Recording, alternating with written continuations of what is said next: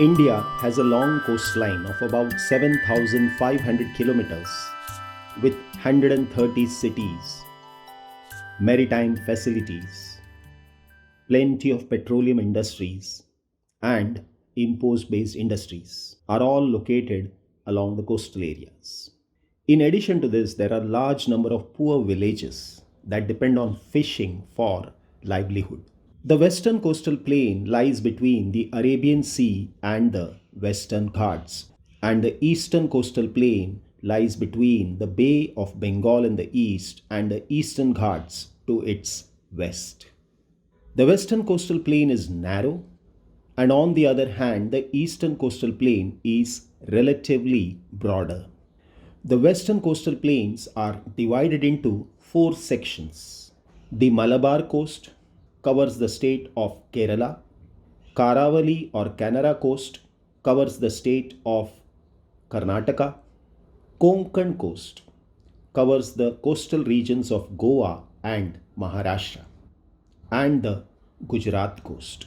On the other hand, the eastern coastal plain is divided into three stretches. They are the Coromandel coast, which covers the coastal area of Tamil Nadu and a part of Andhra Pradesh.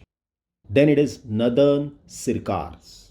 These were the regions governed by the Britishers or the British Sarkar, and so the name Northern Sirkars.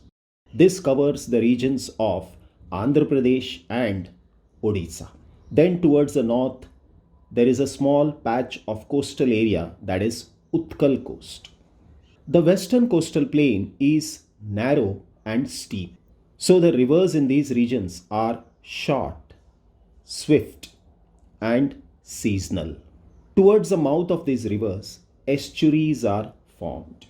An estuary is a partly enclosed coastal water body where fresh water from the rivers and the streams mixes with salt water from the oceans. Estuaries and their surrounding lands are places of transition from land to sea, and the ecosystem of this region is beautiful and completely different.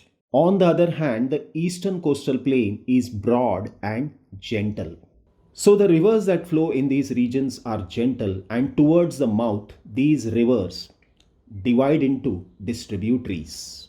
The triangular shaped land between these distributaries is called delta. So we can say all the major eastern flowing rivers form delta towards their mouth, like River Ganga and Brahmaputra has formed the Sundarban Delta, the largest delta in the world. Then it is River Mahanadi, Godavari, Krishna, and Kaveri. All these east flowing rivers form delta at the mouth. The western coastal plains have plenty of beaches. The most popular ones are the Diu, Dwarka, and Porbandar beach of Gujarat, the Juhu beach in Maharashtra, Anjuna, Donapavla, Bhaga, and Kalangute beach in Goa, Marari and Kovalam beach in Kerala, and the Marina beach on the eastern coastal region. Except for the southern part of Malabar coast, the western coastal plain, major part of the land is infertile for agricultural purpose.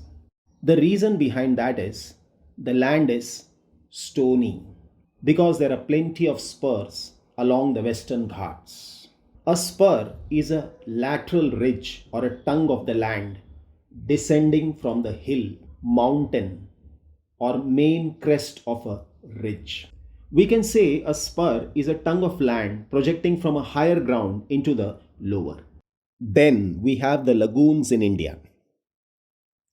The important lagoons in India are Chilika in Odisha, Pulicat along the border of Tamil Nadu and Andhra Pradesh, and Vembanad in Kerala. A lagoon is a shallow body of water separated from a large body of water like a sea. Now, in this region, the fresh water is brought in by the rivers and streams, and salty water from the sea mixes with it. So finally, the water is brackish. That is salty, but not as salty as the sea water. Thank you.